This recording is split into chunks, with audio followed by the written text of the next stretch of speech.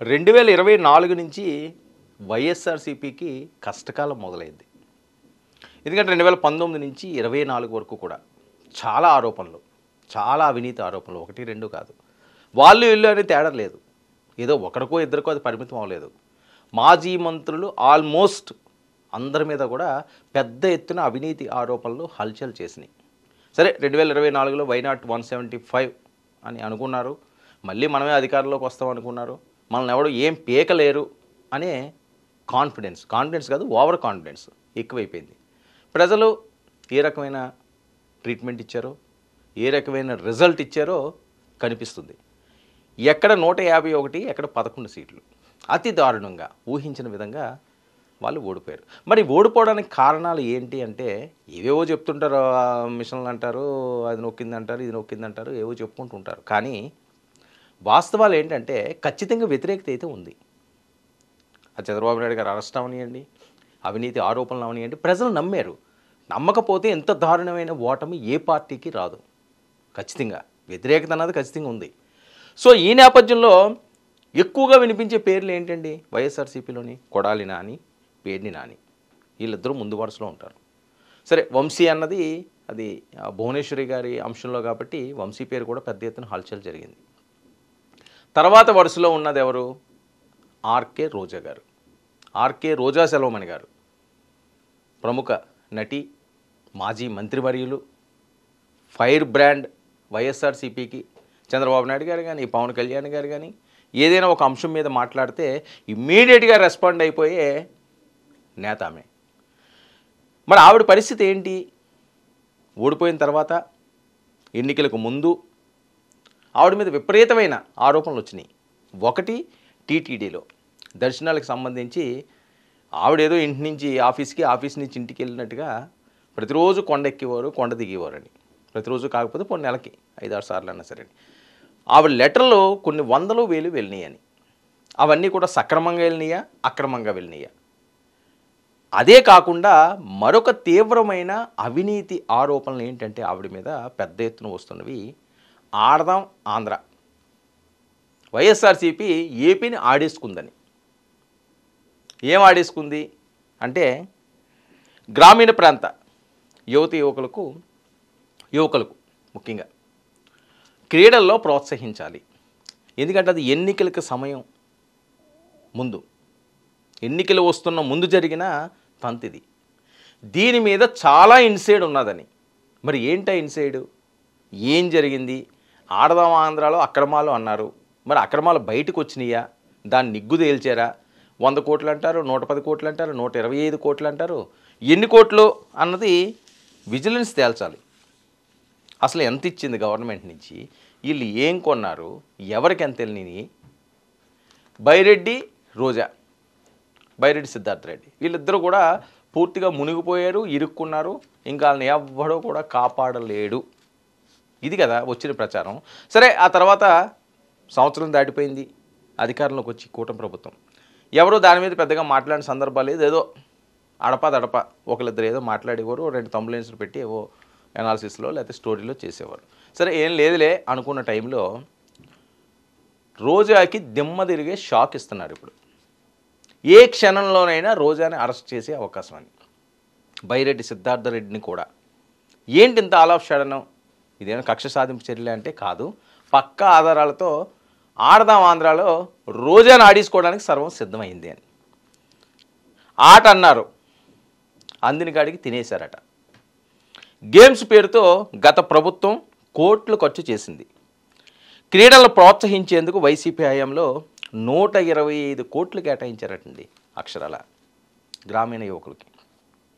కానీ ఆ నిధులు పక్కదారి పట్టినట్లు విజిలెన్స్ రిపోర్ట్ తయారు చేసిందని. అది డీజీపీకి ఇస్తారు, ఆయన ప్రభుత్వానికి ఇస్తారు. నెక్స్ట్ కార్యక్రమం ఏముంటుందో వేరే చెప్పాల్సిన అవసరం లేదు. ఇంకా లోతుగా దీన్ని తోడతారు. ఇక వాటిని ఎవరు స్వాహా చేశారు? జగన్ అండతో రెచ్చిపోయింది ఎవరు? మాజీ సీఎం గారు అండతో. కోట్లు కొల్లగొట్టిన మాజీ సీఎం ఎందుకు మౌనంగా ఉన్నారు? దీని వెనకాతలు ఉన్న కర్త, కర్మ, క్రియ ఎవరు? అసలు ఇందులో ప్రభుత్వ భాగస్వామ్యం ఏంటి? అసలు ఈ డబ్బులు ఎక్కడికి వెళ్ళినాయి? ఎవరు దీన్ని దోచేశారు? ఆట పేరుతో కోట్లు కొల్లగొట్టింది ఎవరు? ఇప్పుడు ఒక్కొక్కటి బయటకు వస్తుంది. చాలా కీలకమైన అంశాలు ఇవి. ఏదో ఆషామాషిగా అయితే వీళ్ళు ఇన్వెస్టిగేషన్ చేయట్లేదట విజిలెన్స్ వాళ్ళు. ఎందుకంటే డైరెక్ట్గా రోజాని ఏ క్షణంలో అయినా అరెస్టు అని చెప్పి ప్రచారం జరుగుతుందంటే చాలా సీరియస్గా ఉన్నట్టే. జగన్కు తెలియకుండానే కోట్లు నొక్కేశారా? ఇక కావాలనే కుట్రపూరితంగా నిధులు పక్కదారి పట్టించారా? ఇది చాలా కీలకమైన పాయింట్ అండి. ఎందుకంటే నిధులు పక్కదారి పట్టించడం ఏంటి? ఆడదాం ఆంధ్రాలో నిధులు పక్కదారి మీన్స్ ఎక్కడికి వెళ్ళినట్టు? అది వ్యక్తుల దగ్గరికి వెళ్ళిందా, లేకపోతే వచ్చే ఎలక్షన్ల కోసం ఎక్కడికైనా ఫండ్గా వెళ్ళిందా, లేకపోతే దాన్ని ప్రజల్లో ఏ రకంగా పంచిపెట్టాలన్న దాన్ని ఆడదాం ఆంధ్రాలో ఒక స్కీమ్ ఒకటి ఏర్పాటు చేసి దీన్ని పంచే ప్రయత్నంలో డైవర్ట్ చేశారా? దీన్ని విజిలెన్సు తీగలాగుతుంది. తీగలాగడం ఏంటి? ఆల్రెడీ డొంకంతా కదిలింది కూడా, ఇంక బయట పెట్టడమే ఉంది. అవన్నీ కూడా నేను క్లియర్గా చెప్తాను. ఈ నిధులు ఎక్కడికి వెళ్ళాయని అనుమానాలు వ్యక్తం చేస్తున్నారని. ఇక ఆడదాం ఆంధ్ర కాన్సెప్ట్ ఎవరిది? జగన్ తీసుకున్న నిర్ణయమా, లేక వేరే వాళ్ళ ఒత్తిడి ఉందా? క్రీడలను ప్రోత్సహించేందుకు ఆడదాం ఆంధ్ర కార్యక్రమం చాలా మంచి కార్యక్రమం. గ్రామీణ స్థాయిలో ఎంతోమంది టాలెంటెడ్ యువకులు ఉన్నారు, ఏజెన్సీ ప్రాంతాల్లో కూడా. వాళ్ళు ఖచ్చితంగా బయటికి తీసుకురావాల్సిన అవసరం ఉంది. కానీ ఆ పేరుతో మేము బొక్కుతాము అంటే పరిస్థితి ఇలా ఉంటుంది. లోపలికి వెళ్ళి ఓచలు లెక్క పెట్టడమే. ఇక క్రీడలు ప్రోత్సహించేందుకు ఆడదాం ఆంధ్ర ఈ కార్యక్రమాన్ని చేపట్టారు, బాగానే ఉంది.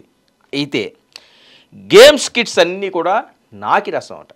ఏదైతే నాసిరకానికి సంబంధించి గతంలో కూడా మనం మాట్లాడుకున్నాం, మద్యం నాసిరకం, లేదా ఇంకొకటి నాసిరకం, ఆడదాం ఆంధ్ర మళ్ళీ నాసిరకం.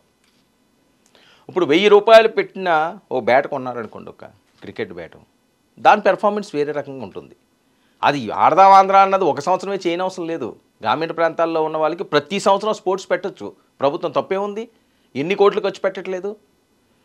సో ఆ రోజుకి ఆ రోజు 100 రూపాయల బ్యాట్ తీసుకొచ్చి ఇరితే పోతే పోనీ అని చెప్పి దానికి 1000 రూపాయలు 1500 బిల్లు వేసేసి ఆ 100 రూపాయలు దాన్ని తీసుకొచ్చి వాళ్ళ మొఖాన్ని కొడితే ఏముంది? గవర్నమెంట్ చెప్పింది, అక్కడ అధికారులు ఉంటారు, ఎంఆర్ఓలు ఉంటారు, ఆర్డీఓలు ఉంటారు, కలెక్టర్లు ఉంటారు, ఎమ్మెల్యేలు ఉంటారు, మంత్రులు ఉంటారు, మహామహులు అందరూ కూడా అక్కడే ఉంటారు.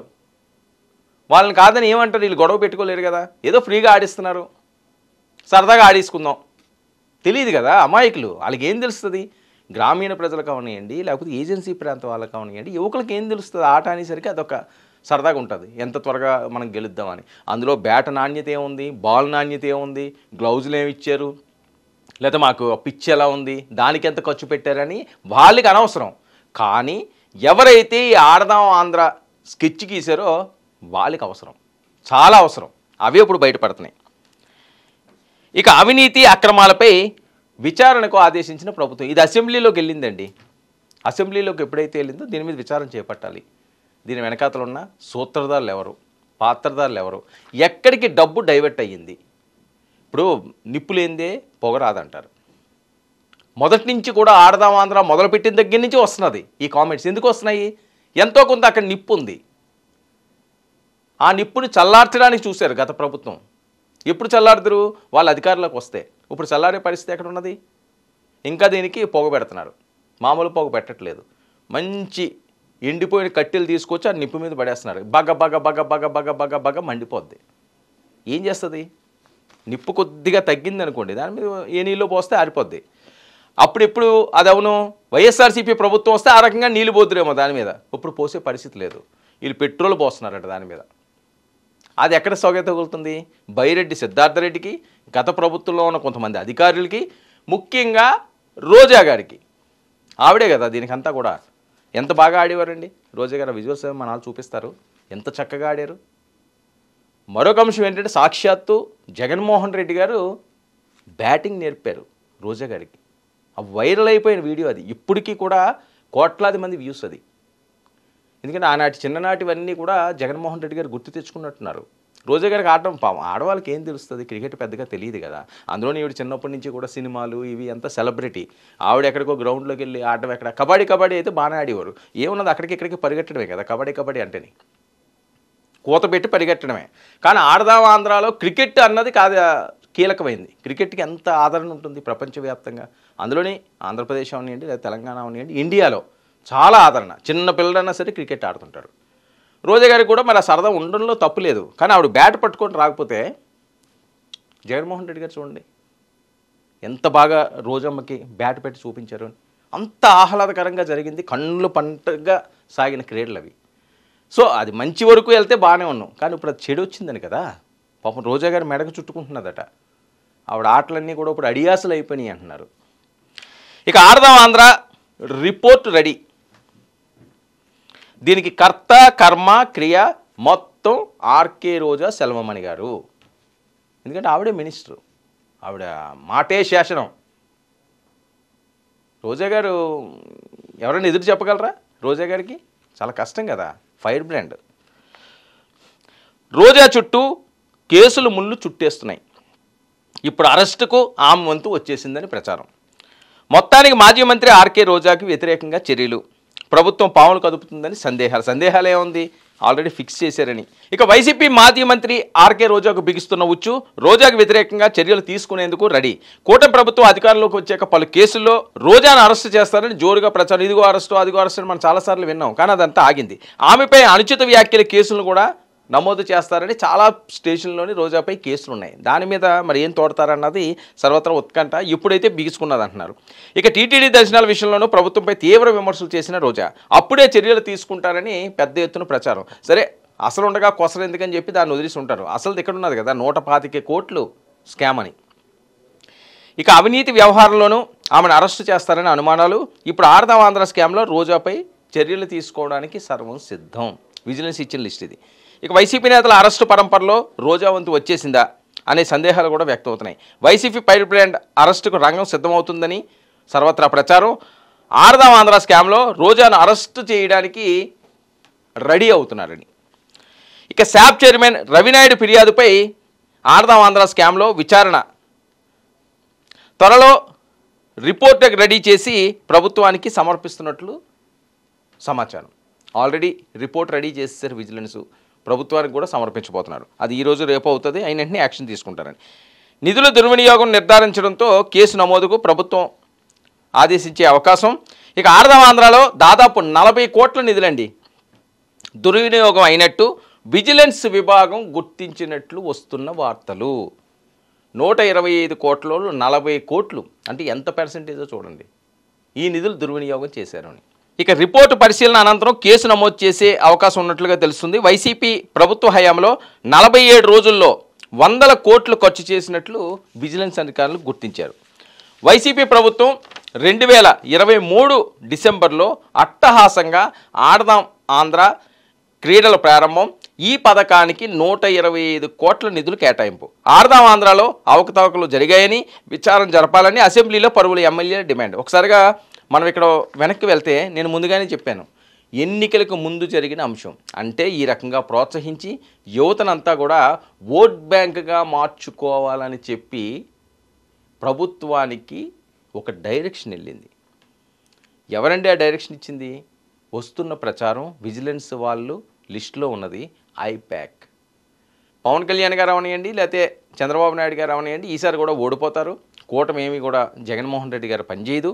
వై నాట్ 175 అని డంకా బజాయించిన ఐప్యాక్ జగన్మోహన్ రెడ్డి గారిని పక్కదారి పెట్టించిన ఐప్యాక్ ఇచ్చిన మరొక సలహా ఇది. వాళ్ళు ఇచ్చిన సలహా ఈ 40 కోట్లే కాకుండా దానికి 10-15 కలిపి ఒక 50 కోట్ల వరకు కూడా ఆళ్ళకి డైవర్ట్ అయిందని తెలుస్తుంది. మరి ఇందులో నిగ్గు తేల్చాల్సిన అవసరం ఉంది. ఐప్యాక్కి డైవర్ట్ అయిందని ఇది. ఇందులో డబ్బులు చూడండి ఎంత ఇన్సైడ్ దాగుందో. ఇవన్నీ కూడా బయటికి తీయాల్సిన అవసరం ఉంది కదా. అరే గ్రామీణ ప్రాంతాల్లో యువకులకి ఆటల్లో ప్రోత్సహించాలి, వాళ్ళు ఏదైతే వాళ్ళ టాలెంట్ ఉన్నదో దానికి వెలికి తీయాలని చెప్పి ఒక మంచి కాసుతోటైతే మనం ఏం చేసినా పర్వాలేదు. కానీ ఎక్కడ పడితే అక్కడే నొక్కేద్దాం. చీపువి ఎందుకు పనికిరాని బ్యాట్లు ముక్కలు అయిపోయాట ఆడుతుండగానే. అలాంటివన్నీ కూడా మెటీరియల్ ఇచ్చి ఇష్టం వచ్చినట్టుగా కోట్లు కొట్టేసి ఎవరో పనికిమాలిన కాంట్రాక్టులకు ఇచ్చి ఈ రకంగా చేయడం ఎంత దారుణం అండి. ఎందుకు వీళ్ళకి శిక్షలు పడకూడదు? తప్పు తెలిస్తే విజిలెన్స్ అధికారులు కూడా దీన్ని పారదర్శకంగా చేయాలి. కక్ష సాధింపు చర్యలు ఇందులో ఉండకూడదు. మళ్ళీ ఇలాంటి తప్పు చేయకూడదు. ప్రజల పేరుతో మోసాలు చేసి అన్యాయాలు చేసి అవినీతి చేసి కోట్లు కొల్లగొట్టే వాళ్ళు ఎవరన్నా సరే చెప్పకూడదు తినాల్సిందే జైల్లోకి వెళ్ళి. ఎంత గొప్పోడైనా సరే. అప్పుడే మిగతా వాళ్ళకి బుద్ధి వస్తుంది. ఎమ్మెల్యేలు ఎప్పుడైతే డిమాండ్ చేశారో ప్రభుత్వం విజిలెన్స్ అధికారులను విచారణకు ఆదేశించింది. సంచలన విషయాలు బయటపెట్టిన అధికారులు. కొన్ని జిల్లాల్లో కలెక్టర్లు ఆడదాం ఆంధ్ర కోసం అదనంగా నిధులు కేటాయింపు, పబ్లిసిటీ కోసం ఆయా వస్తువులపై బ్రాండెడ్ స్టిక్కర్లు, క్రీడాకారులకు నాసిరకం కిట్లు సరఫరా చేసినట్లు దర్యాప్తులో తేలింది. విజేతలకు కూడా వైసీపీ కార్యకర్తలనే ఎంపిక చేసినట్లు గుర్తించారు. ఎంత అన్యాయం, ఎంత దారుణం అండి. వైసీపీ కూడా ఎవడుంటే అక్కడ లోకల్ ఎమ్మెల్యే లేకపోతే ఇంకొక అధికారో ఆడికి ఇచ్చిరా ప్రైజు, ఆడు మనకు 10 ఓట్లు వేస్తాడు లేకపోతే ఒక 20 ఓట్లు వేస్తాడు, వాళ్ళ కుటుంబం అంతా మనతోటే ఉంటుంది. దీనికా మీరు పెట్టింది క్రీడలో? జగన్ హయాంలో 47 రోజులు 100 కోట్ల ఖర్చు. కొత్త శాప్ చైర్మన్ ఛార్జ్ తీసుకునే లోపలే కొంతమంది అధికారులు వివరాలు డిలీట్ చేశారట.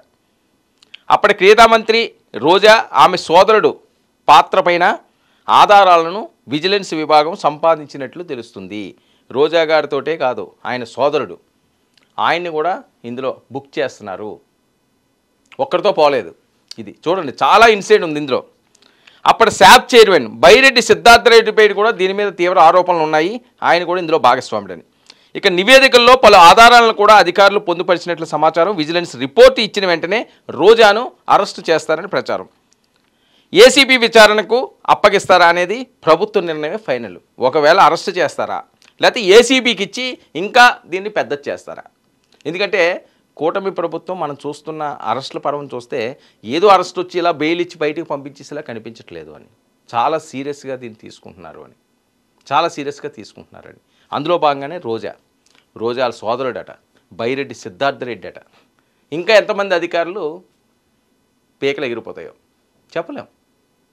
అంటే ఒక తప్పు జీవితాలను నాశనం చేసేస్తుంది. ఒక్క తప్పు అంటే ఆ తప్పులు కూడా ఏమైనా చిన్న చిన్న తప్పులా, క్షమించే తప్పులాంటివి?